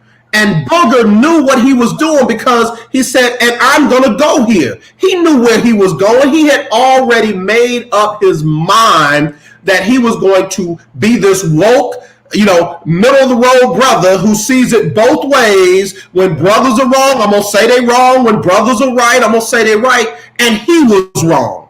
This brother was wrong. And if I had a relationship with him, I would say to his face, you're not going to like this, but you were dead wrong. You were dead wrong. You just poured gas on a racially divided fire. You just gave every racist, you just gave every person who doesn't understand these young men, you just gave every person who think that they can't do nothing. If they're not playing football, they'll be handing you your french fries out of a drive-through window. And that's at your feet, Booger McFarland. I said the same thing to Chris Carter, because he and I have a relationship. I said, stop talking about people that you should be talking to. And I went there, I said, your grandmother raised you better than that. If you were this young man's friend, then you would be talking to him and not about him. And Booger McFarland was dead wrong. And whoever the other brother that was sitting there, yeah, amen, you're a clown too. Because both of y'all are exactly what's wrong with the conversation. If you don't want to be black, or you think you know more better about black, then talk to somebody black and stop talking about people black. Absolutely. It was emotional content, man. And it's all about being able to separate that logic from everything emotional. And that's what's happening, man. They catching a lot of emotion on these cameras and on these mics. And then that gives everybody sound bites. And it's unfortunate, but definitely He doubled down. In fact, I got to take a break. When I come back, I will read to you his comments after the fact. We'll do that next. We got Garrick Jones joining us here on the lunch break. We'll be right back after this message from Lily and the Tack Doctor right here on the lunch break. Hi, my name is Lily. My mom and dad used to fight about money all the time. Then one day, I heard them talking about this guy, some uncle I never knew, called Uncle Sam. Well, they say this Uncle Sam guy wanted them to pay him like $1 gazillion, and they didn't have $1 gazillion. So they called this company they heard on the radio called the Tax Doctor. And the Tax Doctor worked with Uncle Sam's people. I think they're called the IRS. And they're able to work it out so my mom and dad didn't have to pay Uncle Sam very much money at all. So now mom and dad are happy, and I'm happy too. Thanks, Tax Doctor. If you owe $10,000 or more to the IRS or state, call now and pay less. 800-605-1681. 800-605-1681. That's 800-605-1681. We need to be mindful of everyone's health and safety when planning family gatherings. Make a plan and share it with your guests. Get tested at one of the many free testing sites within the city. Continue to be vigilant. Wear your mask, wash your hands frequently, and social distance, so you can enjoy your time together with peace of mind. Protecting our loved ones is the most important thing for all of us. Mask up, Houston. We're better together. Al planear tu reunión.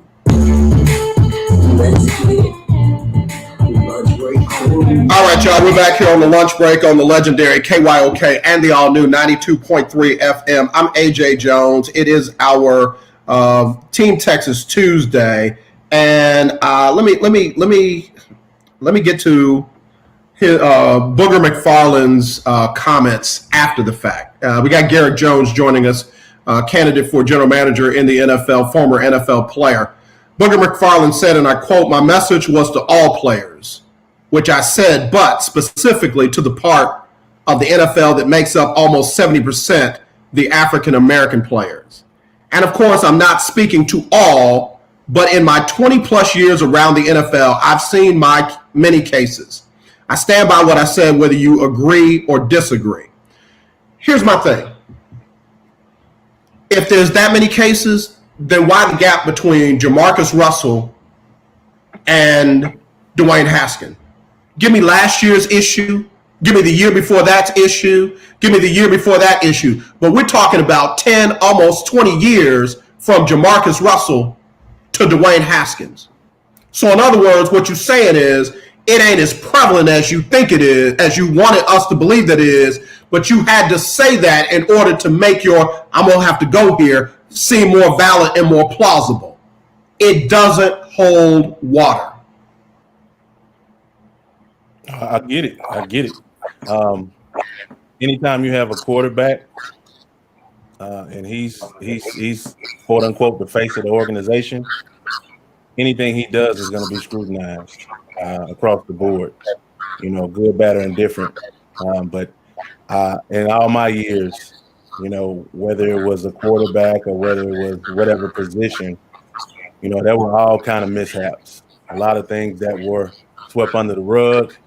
A lot of things that, were out in the open, but didn't necessarily get the attention that the Haskins situation has, or Jamarcus Russell, or anybody that's in that prominent position, which is, and realistically, man, it's unfortunate.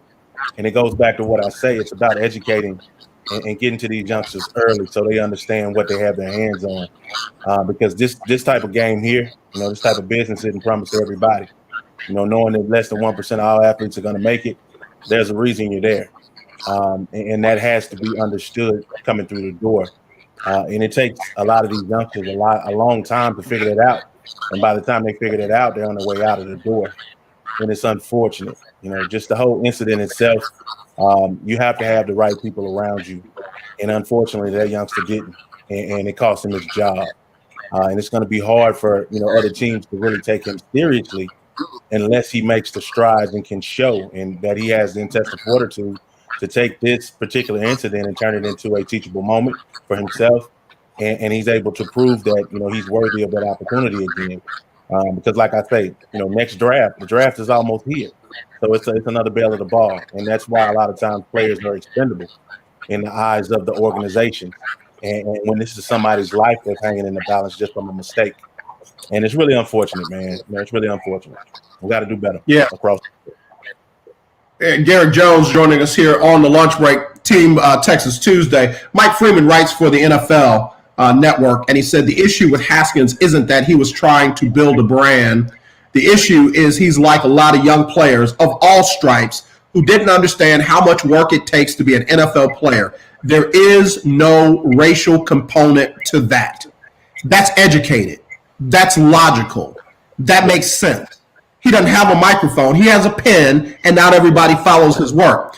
Booger McFarland has been played all around the world for his ill-advised, not well-thought-out thoughts that literally vilify not just one black man who was immature and is, hopefully will learn from this mistake, but every single black man in the NFL now is going to get looked at with that eye by somebody, not because of what they did or didn't do, but because of Booger McFarland and Jason Whitlock and the Candace Owenses and you name them. Just because you have a black face does not mean that you're an expert on the black race. Right. No, trust me, I understand it completely. And that's the thing about it. Like I say, if you're not able to separate that logic from that emotional content that you're putting out there, you're going to be forced to either stand by your words or you're going to recount them. And Booger stood by what he said.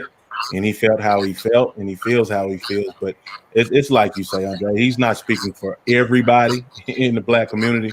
Unfortunately, this was an isolated incident with a young man that is in the middle of a pandemic, and there's so many variables going on that, when people see that, there's a level of selfishness there in regards to a team aspect, and he has to pay for that, and that's unfortunate that he lost his job because of it. But at the end of the day, you are held accountable in that regard. There's a standard that has to be had, and that's in any organization in business. We're in the middle of a pandemic. You have to govern yourself accordingly, and that's where the education and the understanding and bringing these youngsters along enough to where they can make these better decisions. I mean, he has to make better decisions, man, across the board, or else he won't have another opportunity to take care of his family playing a sport that he's played all his life. Can we do something real quick? Can we hear from the young man himself, Willie Gibson, broadcaster journalist from Columbus, Ohio, where Dwayne Haskins played football? Just sent me a clip, and I wanna get some of this in real quick. Let's listen to this real quick. That the Washington football team released you. When I got the news from today, really it was just a lot of emotions. Just disappointed, sad, and thankful for the opportunity that Washington has given me since being drafted here, and there's a lot of emotions and experiences and memories to look back on that I'm thankful for.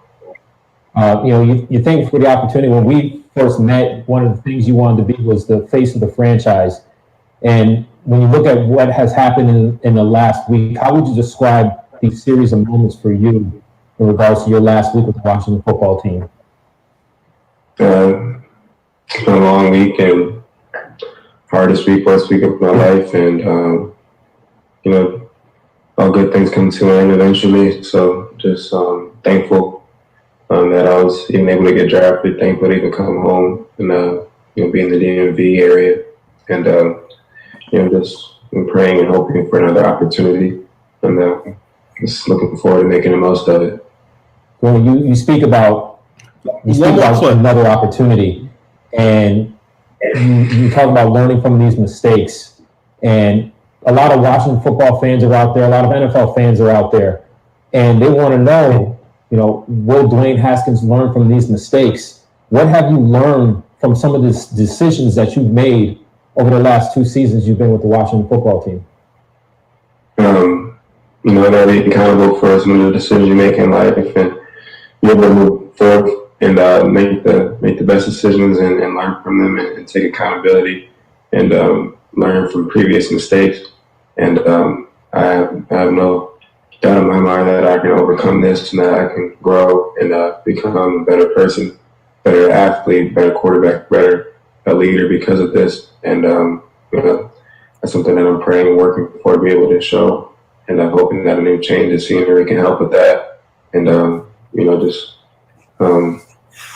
just thankful for my teammates, thankful for the people that believe in me in the building, and I'm sorry for letting them down. And something that I'll use as my motivation moving forward, and another bigger chip on my shoulder. All right, man. I had to get all that in. I figured they were going to get to what he learned from it. And I guess that's where I reside. Right. At the end of the day, he's a young man. He's not going to play football forever. I quoted you. You told me that you're going to be out of this game longer than you'll be in it. Right.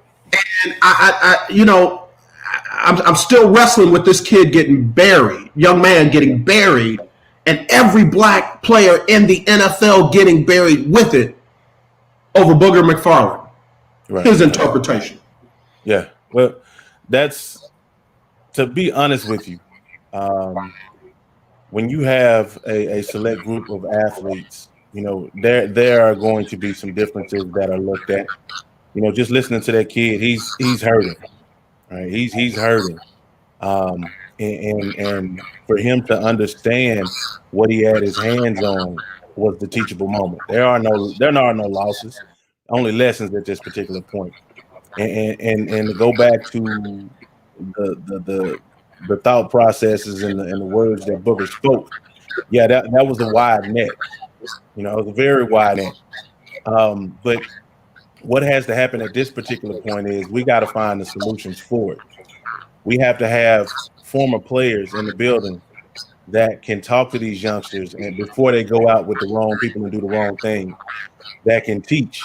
It's like myself.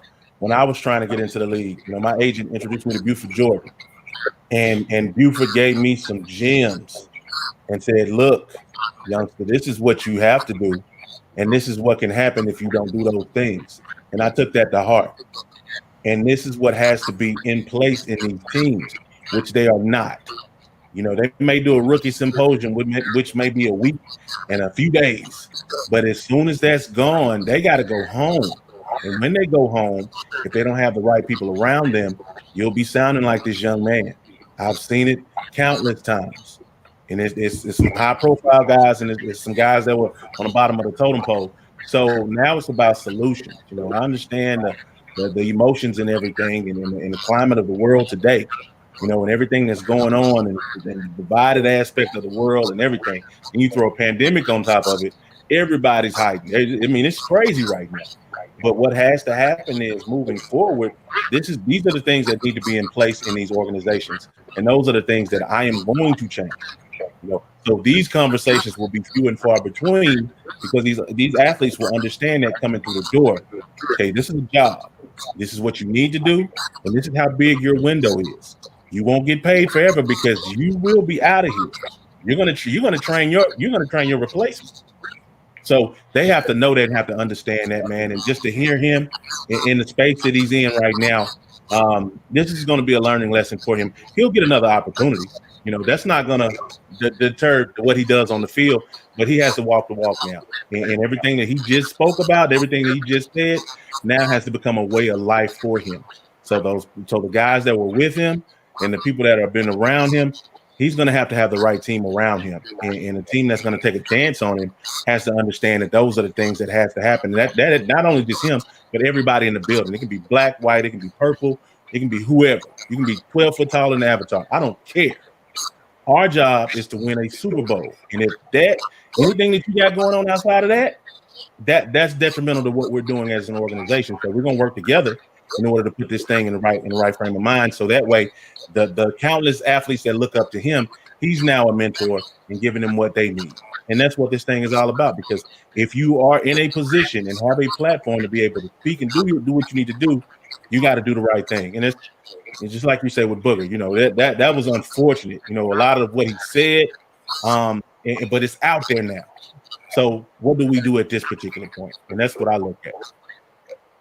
Yeah, and that's why I wanted to ask you, man, as a general manager, you know, after hearing this young man, and I'm sure somebody's going to sit down with him and talk to him face to face. And let me throw some shade. You know, I ain't been petty all year long.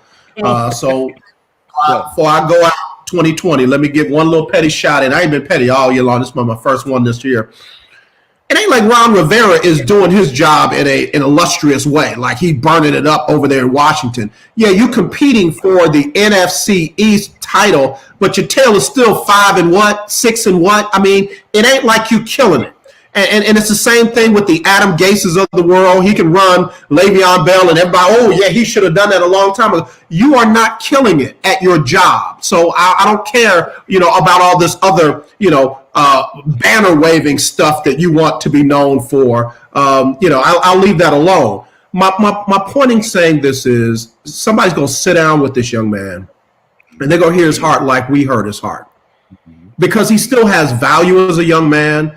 He still has value as a player. And the other thing that I disagree with Booger on is people always want to call this a kid's game. This game was started by adults as a business. This game was promoted by adults as a business. This game was not started by little kids on the side of the road and some business person saw it and decided, hey, we can make money off of that. It was always a business. Just because little kids have picked it up and emulated, it is never a child's game. It is always been when they come in there to negotiate them contracts with you, they're not looking for jacks and marbles. They're looking for dollars and cents and more on the dollars sense. Right. So, whenever somebody goes with that, it's a child's game, and we played handsomely to play a child's game. No, you're not, Negro. You are paid handsomely to play a business sport that generates trillions of dollars, billions of dollars, and guess what? And they pay you some of it. So Dwayne Haskins still has value in that. Dwayne Haskins can still be brought into a quarterback room like a Pittsburgh, like a Chicago, like a LA Rams, like maybe even a Tampa or a New England, and can be groomed and mentored to be that player that they believe that he could be. So what does Garrick Jones, the GM, say about sitting down with a kid like that? Oh man, I'd love to sit down with him. I'd love to sit down with him and just talk to him as a big brother. And that's how I'm going to deal with a lot of these players, because there is a generational gap with management now in the NFL that is tremendous. It was a gap when I came through, and it's even more of a gap now, and it's still a lot of the same players that are in those positions in upper management. And that divide is it's wild right now. And I'm just looking at how a lot of these teams function and how they deal with a lot of these players, really not knowing who those players are. They know what they do on the field. And those are the things that have to change. You have to get down to the brass tacks of it when it comes down to what type of players these guys are, how they will fit into the equation, and even what type of person you are. Like with myself, I know what type of person I am. I know what cloth I'm cut from, and I know how, in order for us to make the right moves, we all have to understand those things. Right. Garrick, we got to take a quick break. Let's hear from our sponsor, the Care Team. If you are one of the millions who does not have medical or health insurance, listen up. Margaret has her testimony, and you can have one of your own right here. Care Team bringing us this segment of the lunch break.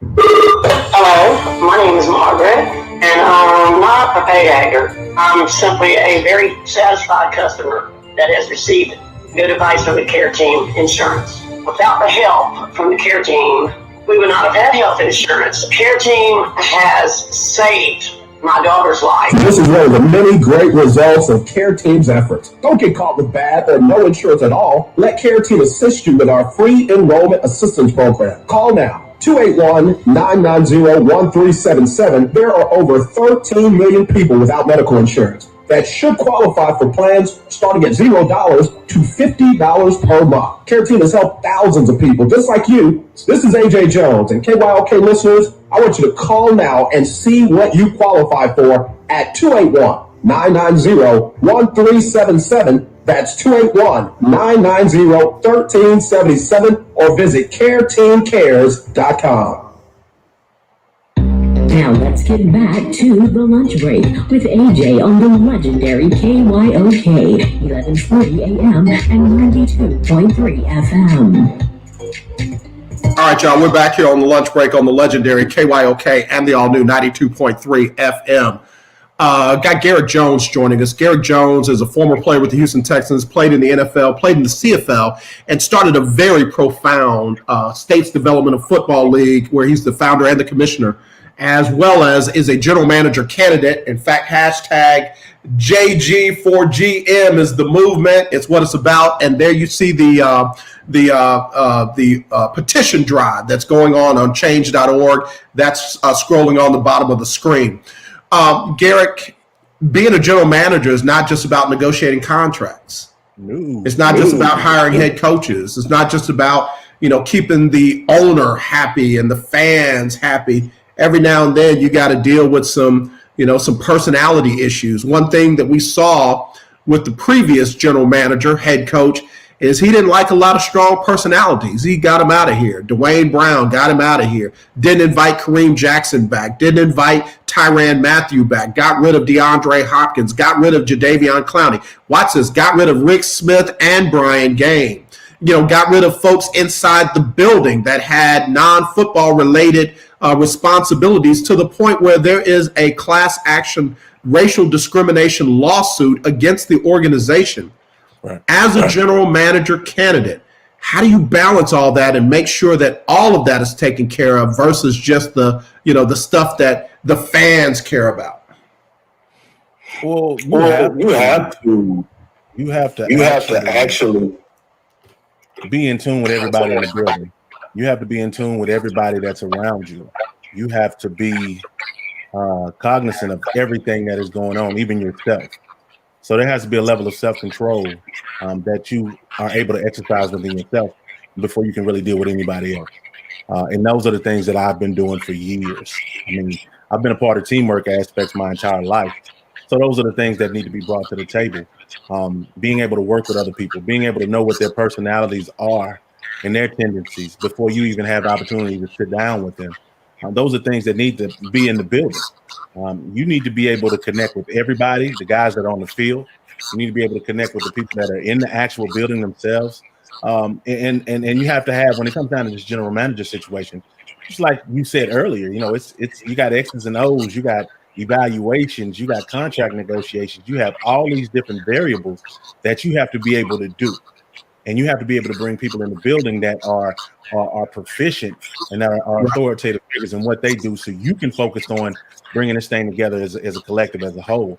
And unfortunately, a lot of people that are in this business, they're not able to lead their way out of a wet paper bag, you know. And those are the guys that have the problems pivoting when you have some dominant some dominant attitudes and people on the team. So you want to try to get rid of them, but I tell people all the time, man, you know, a team that I will be head of, you know, we're going to have a lot of alpha males out there. We're going to have some boy dogs. But the beautiful thing about me is I'm a boy dog too. So, you know, we'll get it figured out. It's not a problem. It's not a problem for me to sit down with other people and just and be on the same page. You know what I'm saying? Yeah. Garrick Jones joining us here on the lunch break. Garrick, I appreciate those comments, you know, because I'm a little cynical sometimes. I know that there are some general managers somewhere that they ain't gonna tell that part of the story, that they were living on somebody else's couch, and they knew somebody who knew somebody. Said, "Hang on, man, let me see if we can't find you a job so you can get off my couch." Sure enough, they ended up as a general manager or vice president of football operations or a linebacker coach or a quality control coach or something, and had no skill set whatsoever. And then they get in the job, and we're looking at this person like they're an expert, and whatever they say is the right thing. Oh, it don't make sense, but it's probably the right thing. You know, you trade away DeAndre Hopkins for some Skittles and chips, and everybody, oh yeah, it's the best thing for the team. And that young man over there is balling out. And I don't mean no disrespect to David Johnson. He just found 100 yards day 4 yesterday. So, you know, again, man, it's got to be somebody putting in the work to get the work done everywhere else around you. Man, and that's the thing about it. You have to have the power of foresight. You have to be able to see things before they happen. You have to be able to get the best out of everybody in the building, and even yourself. With myself and everything that I've done, I challenge myself each and every day to continue to push harder and harder and harder, because people have to see that. You know, the fans have to see that, the players have to see that, you know, the people in the building, you know, as far as with the McNairs, Janice and Cal, they have to see that. And by bringing me in, that's something that's contagious. That's something that turns into a viral effect. And then from there, if you got everybody working together on one accord for one single solitary aspect of this deal, you can't help but be successful. But it all starts with bringing the right people in and having the right people with the right frame of mind when it comes down to this thing. Because if you don't have teamwork, nothing is going to get accomplished. I can't do this all by myself. There's only so far that I can take this hashtag GJ for GM movement. And now people are they're taking the baton themselves, and you guys are putting it out there. So it's an organic, viral situation. So these are the things that we teach our athletes in the SDFL. You know, for them to be able to market and promote themselves and show the value in them, an organization bringing them in, is really what this thing is all about. You have to be able to put yourself in the framework and put yourself in a position to be seen the same way that they see these guys like Louis Riddick and all these other guys that, you know, that these organizations are being talked about because they put the time and energy and work into it. But to go back to what you said, it's all about who you know, resources and relationships, and those types of things. So for myself, that's why I've always walked the path and did my thing as far as being a trailblazer, because I wanted people to understand that, you know, not only can you do it like that, but let me show you another way, and that way you can see that it can be done. Because I'm all about making the history that other people read about. Man, this is all I know, you know, and this is what we do. Yeah, yeah. No, I'm with you. I'm for you. Let's in our closing moments, let's kind of get an update on what's going on. We know that they brought in Louis Riddick for general manager interview, and like I've been saying, I sincerely hope that he is not the Rooney Rule interview. I sincerely hope that. We know they brought in Jim Caldwell. We know they brought in Marvin Lewis as head coaching candidates. Both of them good, and I'm real irritated with some of the fan base and even some of the local media on what they had to say about both of them, because I guarantee you Detroit will take Jim Caldwell back in a heartbeat. In a heartbeat.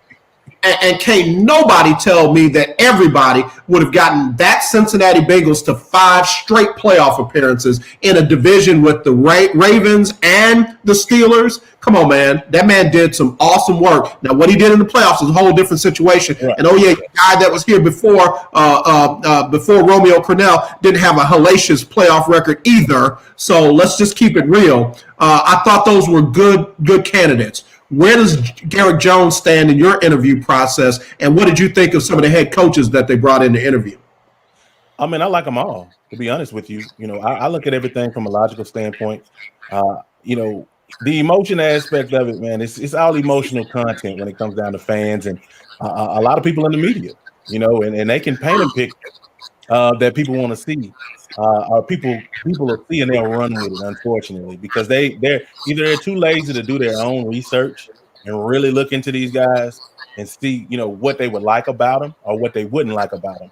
And it's unfortunate, but I like the aspect that they brought Louis Riddick in. I think he's a tremendous guy.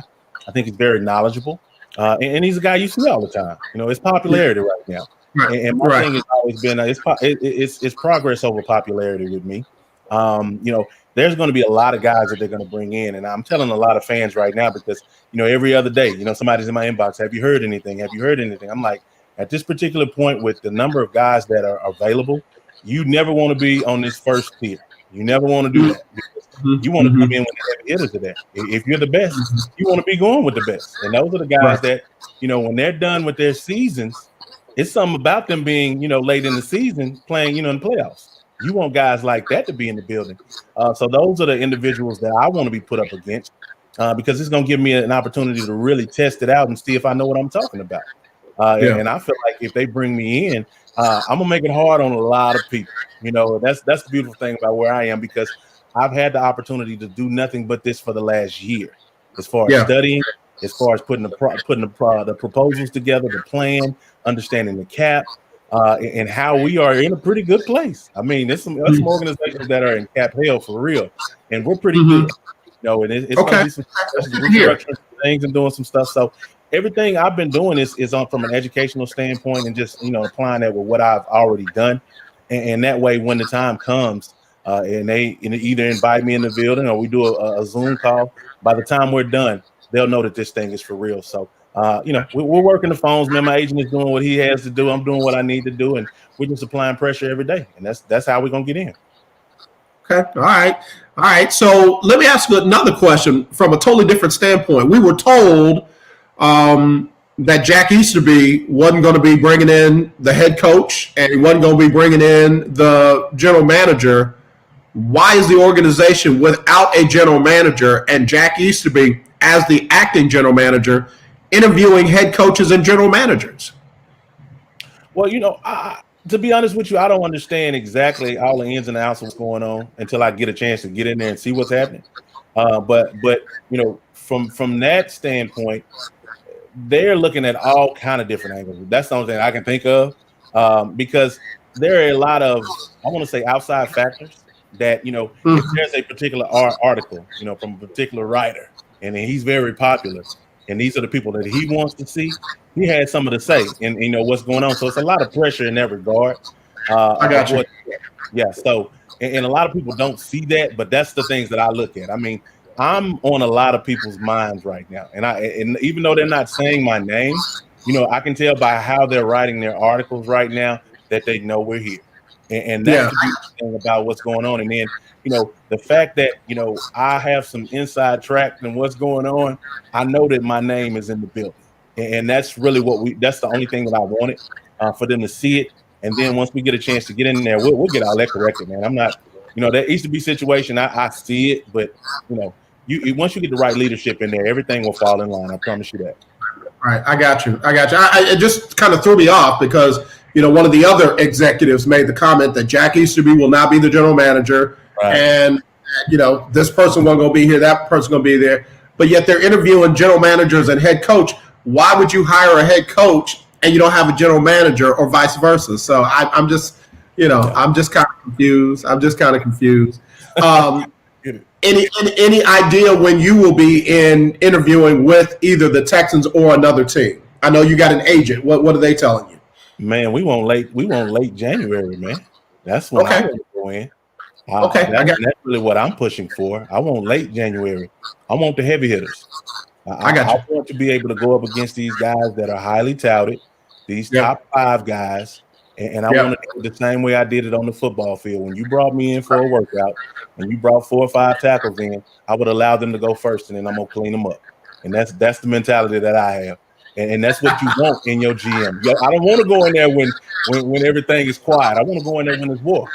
And that's the mentality that your players have to have. That's the mentality that everybody in the building has to have. And if I'm preaching culture, this is how you take care of that. You put me in there with all these big shots, and we'll see who's standing at the end of the day. And that's all I want is that opportunity. Let me in the room, and I'll show you how it works. All right. We got to get ready to go. Before we do, while JJ Watt was doing, you ain't going to practice, you ain't going to work out, you ain't going to lift. Everybody's breath got taken away when Deshaun Watson was laying on the ground with what looked like either a serious hand or arm injury. Right. Last time you were on there, I said I'd wrap him up in bubble wrap. I put him up on a shelf somewhere, and I said we'll call you next year when it's time. Any difference in your thoughts or your feelings about playing Deshaun in this last game? Do you give him the whole game? You give him a quarter? You give him a half? What would you do if you're the GM? I mean, I'd almost do it like it's a preseason. But you got to understand that there's no definitive situation with AJ McCarron being here next year. He's making a lot of money, and sitting on the bench, right?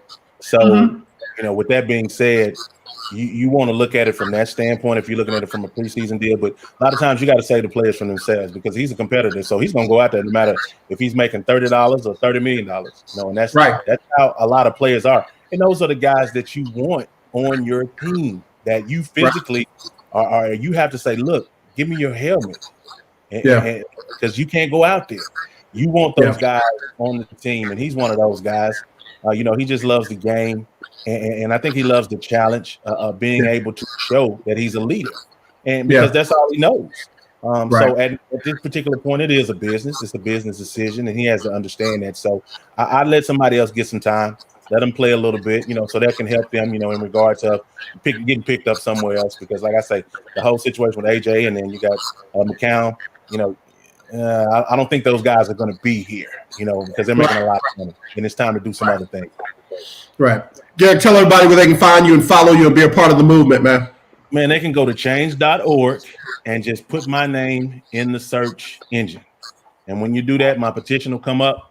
And you'll see all of my interviews. You'll see a number of interviews, from the lunch break, all of my other magazine articles. You'll see my petition. You'll see other videos. You'll see just anything and everything about me in order to get a better feel for me and see if I'm somebody that you would like to run a team and help bring this Super Bowl and this Lombardi Trophy to the city of Houston, where it needs to be for a long time.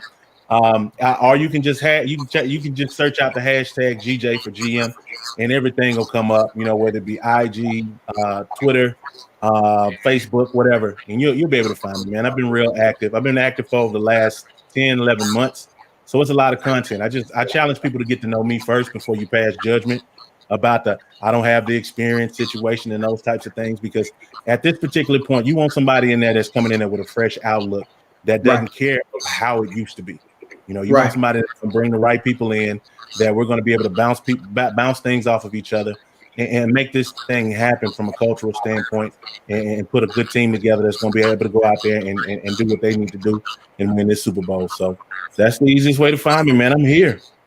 All right, brother, we got to go, man, and I appreciate you. I'll put the link out there for where folks can get the shirt. Let me get Sybil Wilkes on. We'll both sign off together.